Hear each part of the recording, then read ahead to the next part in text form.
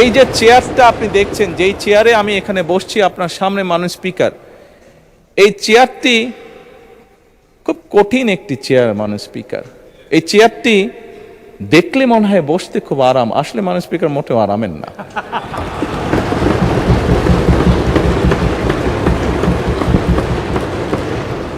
এই চেয়ারটিতে বসলে মাননীয় স্পিকার প্রতি মুহূর্তে মনে হয় যে আগুনের তপ্ত হিট আসছে মাননীয় স্পিকার।